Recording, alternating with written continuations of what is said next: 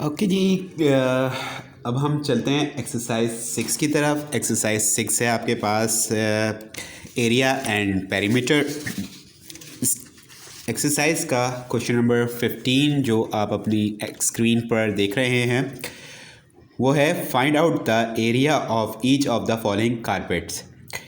नीचे 3 कारपेट्स बने हुए हैं, उसका आपने एरिया मालूम करना है और देन फिर उसके बाद बताना है which carpet has a largest area, और फिर बताना है कि इन तीनों कारपेट में से लार्जेस्ट एरिया कौन से कारपेट का है। ठीक है ना। तो पहला कारपेट है जिसकी वैल्यू आप लोग यहाँ पर देख सकते हैं, जिसकी 6 मीटर एंड 4 मीटर। ठीक है ना। तो लेंथ है इसकी 6 मीटर एंड ब्रेथ है इसकी 4 मीटर्स। तो इसको आप सॉल्व किस तरीके से करोगे वो मैं आपको बता रहा हूँ। फिर उसके बी और सी पार्ट जो है वो आप लोगों ने सॉल्व करने होंगे और देन फिर आखिर में ये बताना होगा कि तीनों में से लार्जेस्ट एरिया कौन से कारपेट का, यानी कि जिसकी वैल्यू सबसे ज़्यादा होगी, सबसे बड़ी वैल्यू आ रही होगी, वो कारपेट जो होगा उसका एरिया जो होगा वो सबसे ज़्यादा बड़ा होगा, लार्जेस्ट एरिया होगा।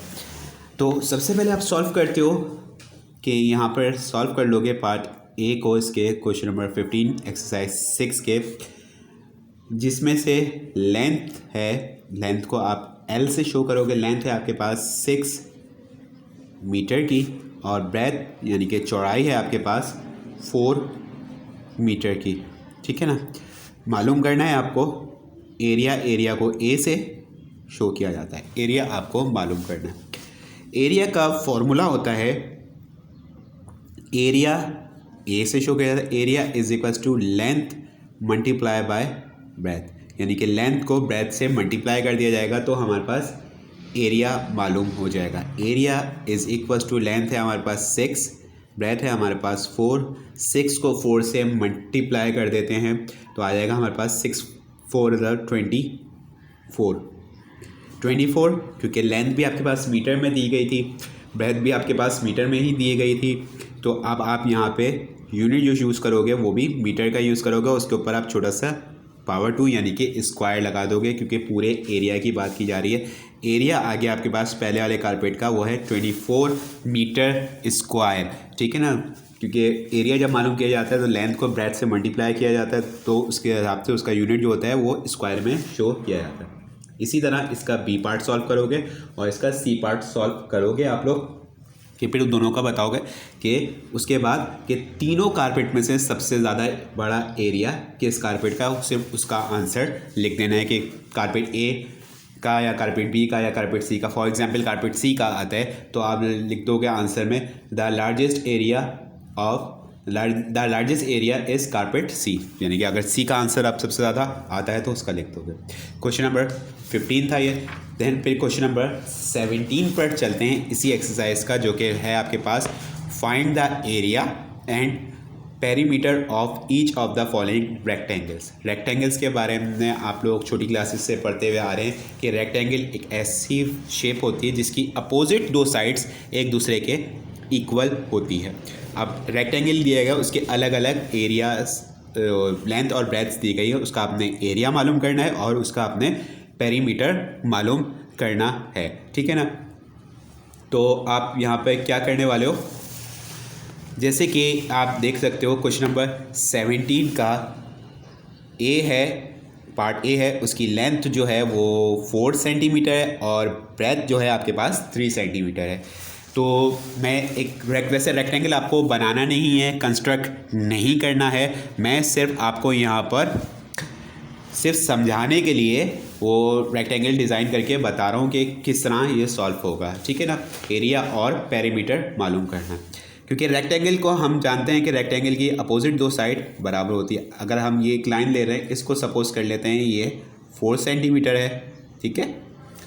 और ये वाली लाइन जो है आपके पास ये है 3 सेंटीमीटर।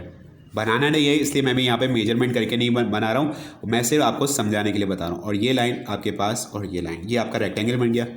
3 सेंटीमीटर की अपोजिट लाइन जो होगी वो भी आपके पास 3 सेंटीमीटर होगी। 4 सेंटीमीटर की अपोजिट लाइन ये भी आपके पास 4 सेंटीमीटर की लाइन हो गई है। ठीक है, ये एक रेक्टेंगल बन गया जिसका एरिया दिया गया आपके पास, लेंथ और ब्रेथ दी गई है। अब आपको इसका एरिया मालूम करना है तो आप क्या करने वाले हो, यहाँ पे क्वेश्चन लिखने के बाद सॉल्व लिखोगे।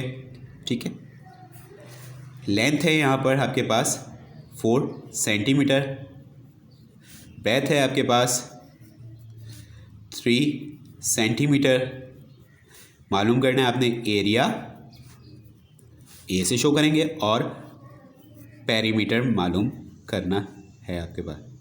ठीक है, एरिया के लिए आप वही फार्मूला यूज़ करोगे जो कि इससे पहले यानी कि क्वेश्चन नंबर 15 में आपने यूज़ किया है, यानी कि area is equals to length multiply by breadth. Area is equals to length है आपके पास 4 सेंटीमीटर, ब्रेथ है आपके पास 3 centimetre, area is equals to 4 3 12 centimetre square, क्योंकि यूनिट आपका यहाँ पे सेंटीमीटर में दिया गया था तो आप भी सेंटीमीटर में लिखोगे। क्वेश्चन में अगर मीटर में यूनिट दिया गया होगा तो आप भी आंसर में मीटर में लिखोगे। एरिया आपके पास आ गया 12 सेंटीमीटर स्क्वायर। ठीक है, अब इसके बाद इसका आपने पेरीमीटर मालूम करना है, तो पेरीमीटर मालूम करने के लिए आप क्या करने वाले हो, यहाँ पर पेरीमीटर के लिए आप क्या करोगे, क्योंकि आपको मालूम है कि दोनों अपोजिट लाइन 3 सेंटीमीटर की थी और ये दो अपोजिट लाइन जो लेंथ की थी वो 4 सेंटीमीटर की थी, तो आप क्या करोगे, चारों साइड्स को आप सम यानी कि प्लस करने वाले हो। ठीक है, तो पेरीमीटर मालूम हो जाएगा, perimeter is equals to 4 centimetre plus 4 centimetre plus 3 centimetre plus 3 centimetre.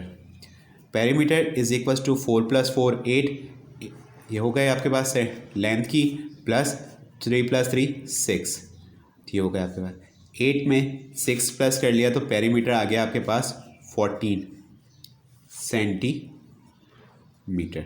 ठीक, पेरीमीटर है इस क्वेश्चन का 14 सेंटीमीटर। ये आपने एक्सरसाइज 6 क्वेश्चन नंबर 17 को सॉल्व किया, जिसमें आपको एरिया मालूम करना है और देन फिर एरिया के साथ उसका पेरीमीटर मालूम करना है क्वेश्चन नंबर 17 में। ठीक है, इसी तरह इसी क्वेश्चन के बाकी पार्ट्स जो हैं आपके पास वो आप लोग खुद से सॉल्व करोगे, जैसे कि आप अपनी स्क्रीन पे देख सकते हो। दूसरा पार्ट है लेंथ 7 सेंटीमीटर, ब्रेथ है 4 सेंटीमीटर। थर्ड क्वेश्चन में आपके पास लेंथ है 5 सेंटीमीटर और ब्रेथ है 1 सेंटीमीटर। फोर्थ क्वेश्चन में लेंथ है आपके पास 8 सेंटीमीटर और ब्रेथ है आपके पास 2 सेंटीमीटर।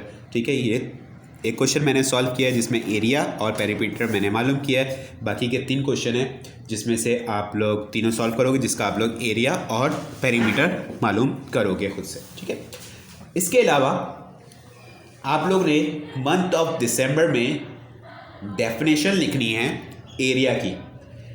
एरिया की डेफिनेशन आप लोग ने लिखनी है, तो मैं एरिया की डेफिनेशन आप लोगों को यहाँ पर बता रहा हूँ, तो वो आप लोग अपनी कॉपीज़ में नोट डाउन करोगे, या फिर आपको कोई और प्रॉब्लम हो तो आप व्हाट्सएप पे जो आपका काम आएगा व्हाट्सएप या पीडीएफ पे, उसमें आपके पास एरिया की डेफिनेशन और पेरीमीटर की डेफिनेशन भी होगी। बहरहाल मैं यहाँ पर पढ़ रहा हूँ, आप लोग को कोई अगर प्रॉब्लम हो तो आप नीचे कमेंट सेक्शन में कमेंट करके भी पूछ सकते हैं। देन उसके अलावा आप लोगों को ये डेफिनेशन पीडीएफ पे भी अवेलेबल होगी काम के साथ।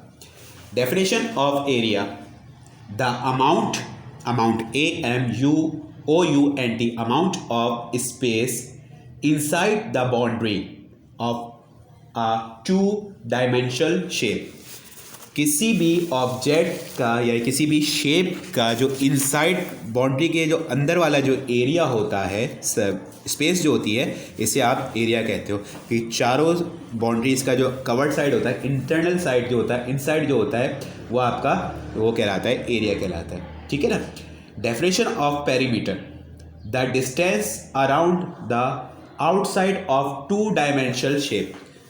आउटसाइड इस वाली बाहर वाली साइड से लेकर इस वाली बाहर वाली साइड तक, या इधर से लेकर इधर तक, बाहर आउटर साइड के हिसाब से अगर देखा जाए तो वो जो डिस्टेंस जो होगा एक साइड से दूसरी साइड तक का, या एक डायमेंशनल से दूसरी डायमेंशनल तक का, इसको आप यहाँ से भी यहाँ तक भी काउंट कर सकते हो या यहाँ से यहाँ तक भी काउंट कर सकते हो। ये आपका पेरीमीटर कहलाएगा। ठीक है, ये आपके जो काम है ये मंथ ऑफ दिसंबर का काम है, जिसमें एक्सरसाइज 5A जो हमने थोड़ी देर पहले की और एक्सरसाइज 6 ये शामिल है। ठीक है, इसके अलावा आपको कोई भी एक्सरसाइज 5A में या एक्सरसाइज 6 में किसी भी तरह की कोई प्रॉब्लम होती है तो आप नीचे कमेंट सेक्शन में कमेंट कर मुझसे पूछ सकते हैं। अस्सलामु अलैकुम वरहमतुल्लाहि वबरकातुहू।